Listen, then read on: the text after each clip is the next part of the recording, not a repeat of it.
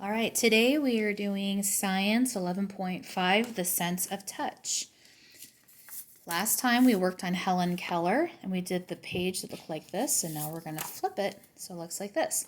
It says one of your five senses is the sense of touch. You touch and feel things through your skin. The skin contains nerves. Nerves send messages to your brain. Then your brain lets you know if something is wet or dry, hot or cold. The message goes from your skin to your brain so fast that you do not even notice. Write fingers, lips, or feet to complete the sentences. So we see a girl playing the piano, and it says you can use your blink to feel the keys when you play the piano. Okay. If you use your lips to play the piano, you might be playing the piano incorrectly. So more than likely, you're probably going to use your fingers to feel the keys. Okay. Green, we see these two kids walking on the beach.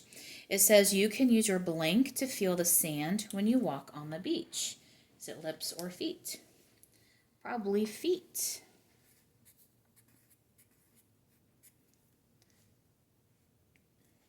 Okay.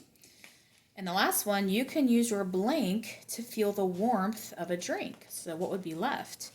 Lips. You can tell that she's using her mouth to drink from the mug. Probably drinking some hot cocoa. Sounds really good right now. It's raining outside. It's cold. All right, and then we'll turn to the back. It looks like this. It says, if your skin senses something that might hurt you, your brain sends a message back to the part of your body that is near the danger. Then you move fast. How does each object feel? So think about look at each object and take a moment and imagine putting your hand on this object. Imagine feeling it on your skin. Draw a line from the object to the word that describes how it feels. Circle an object that looks as if it could be too hot for you to touch. So here we have a cat, a rock, a pineapple, a pot, and a splash of water.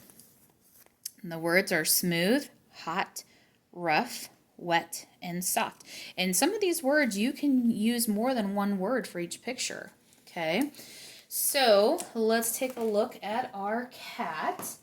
Our cat, what do you think our cat might feel like? Probably soft.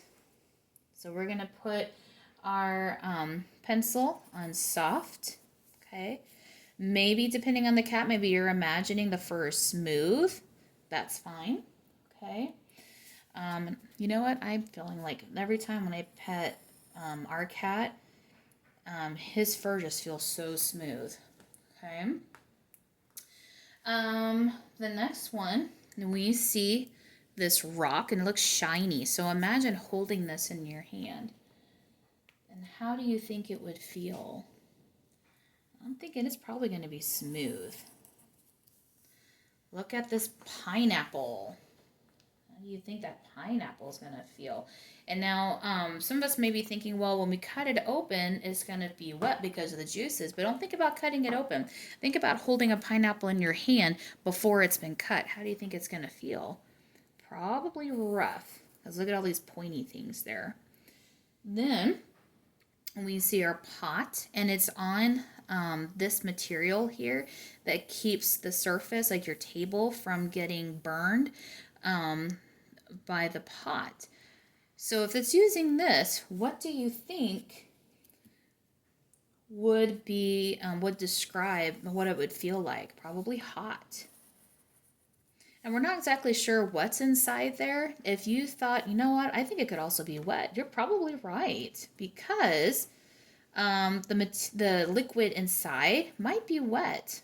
Okay, or maybe there might be condensation on the handles. Okay, wet would be okay as well. More than likely, just hot. And then when we're looking at the drop of water, how do you think that drop of water would feel?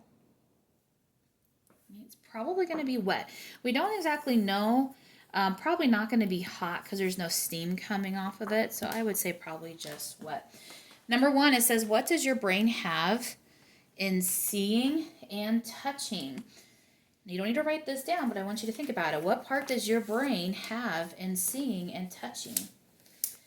Well, if you think about that optic nerve we talked about with the eyeball, the brain receives messages from the eye, okay, and interprets that message. That's for seeing. And then for touching, there's receptors in your skin that sends those messages onto the brain to tell your brain what it's touching. Number 2, think of something that is both soft and smooth. What did you think of? So I want you to think of something that's soft and smooth. Number 3, think of something that is both dry and rough. What did you think of? All right, so that does it for today. Have a great day.